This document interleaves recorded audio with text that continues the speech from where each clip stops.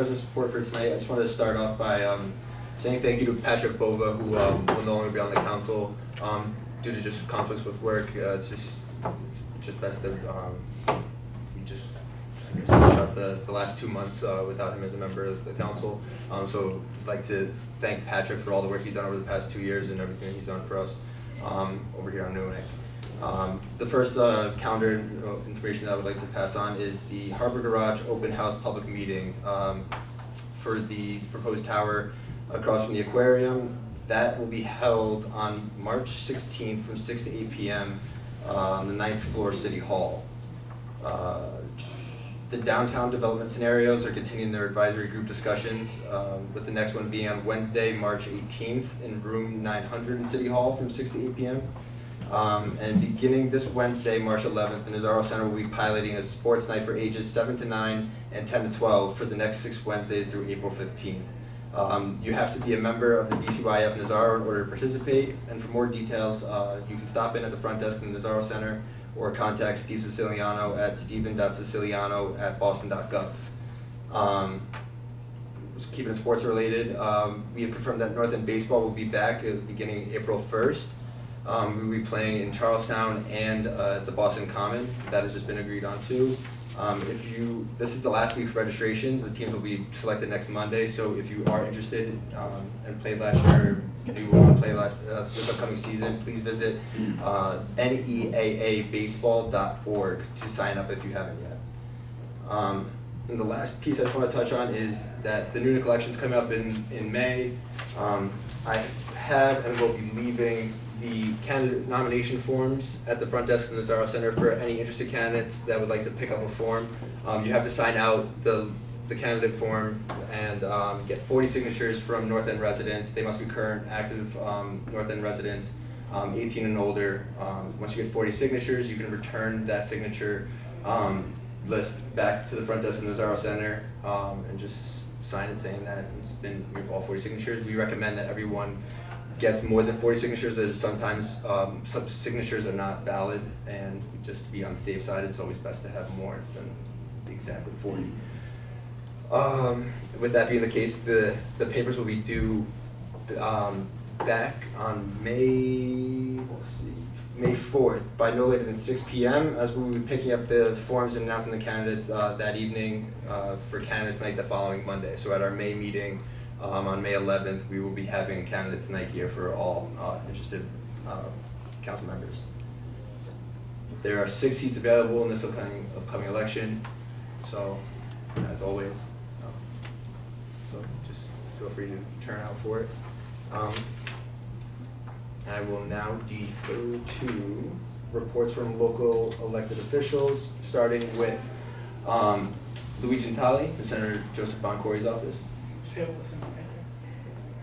And then I'll turn to Michael Benetti from Councilor Edwards' office. Hi guys, just here to listen tonight.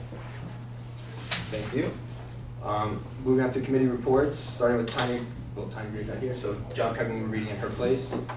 All right, so she provided a couple updates. I was pretty busy on St. Valentine's Day. One aggravated assault at 11 p.m. A woman was found by officers at Richmond and Fulton Streets. She was bleeding from the back of the head and face. Tried to get back into the car. The suspect was placed under arrest and OUI operating on expired license for the charges. There was also an auto theft on Snow Hill. That's an investigation still ongoing. And then earlier that morning at 120 Hanover Street, there was a arrest and a warrant check on a person who had 2 warrants against them for larceny, and they also found 8 different identification names, cards with names on them. So he's charged with stolen property. And then earlier this month on the 2nd, there was a larceny on CVS where they grabbed Tide laundry detergent. But I guess those are the big ones from the public safety meeting. Tide laundry detergent is very big. So we'll get to the committee with Garden. Yeah, just a couple of things. The Greenway is still hiring for a number of paid internship and full-time positions.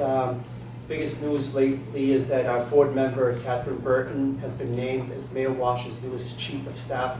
And has resigned from the Conservancy Board. She was representing North End Waterfront. So she was a nominee of Chairman Michaelowitz, and they're going to be working with his office on a replacement. And any other updates or events we're getting into our busy season right now, just go online to rosekennedygreenway.com and we'll start to put stuff on there. Thanks. Thank you, Carmen. So with the Harborford Neighborhood Alliance, we met in our February meeting. We had Aaron Toffler, the new Director of Policy to Advance Vision for the Boston waterfront of Boston Harbor Now, appeared to attend. He attended to discuss Boston Harbor Now's plan for ferry service along, which I guess strategy based on the studies they've conducted over the past couple of years. But their plan for ferry service along the inner harbor and the strategy gathered from their studies over the last few years. The plan really just lays out like what it would cost, what are the recommendations that they have for ferry service for the inner harbor, what's known as the inner harbor connector, I guess what's proposed to be.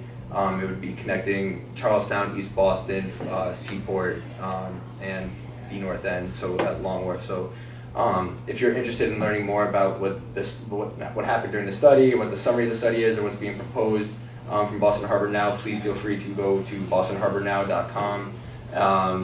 And you can search for the Inner Harbor Connector, and you should be able to find the studies that they've done, and more importantly, their executive summary to see what they'd said about Long Wharf. So just recommend that you go check that out, because I know ferry service transportation has been kind of a thing that's been thrown around these past few years. Aside from that, again, just reiterating, the Harbor Garage open house is scheduled for the 16th. Yes, is it? Yes. Yes. The 16th, 9th floor of City Hall from 6 to 8 p.m. So I'll turn to Ashley Leo from RUF. Just one update on using the dog park. There's been some irresponsible dog owners in there lately, which has created a 2-week mandatory trial separation of the dog park. So the upper level will have dogs that are 25 pounds or under, and the lower level will be 25 pounds or over. The reason for this and the irresponsibility lies with a lack of communication amongst dog owners and not being aware of what's going on with their dog and other dogs, and not interacting with other humans in the park. It's important to communicate with each other and put down your phone. Make sure you're paying attention to your dog and what's going on around you. Also picking up after your dog. Make sure that goes without saying. Everywhere you go in North End, you should pick up after your dog. And if your dog is barking excessively, to please remove them from the dog park. That's been happening a lot lately, and there's been complaints. We're very lucky to have this beautiful dog park, and we must treat it with respect and be respectful of the people around us and the other dogs around us. So again, that is a trial, hopefully a separation trial that it doesn't stick around after these 2 weeks, and people can become a little bit more responsible while using the park. So, and the Richmond Street Park will still be open to all dogs of all sizes. So that's it. Excellent. Thank you very much, Ashley. Resident parking and traffic, Jody Fowler. Yes, and actually today I'm just going to defer to Eileen Snedeker from Boston Water and Sewer to give us an update on the upcoming construction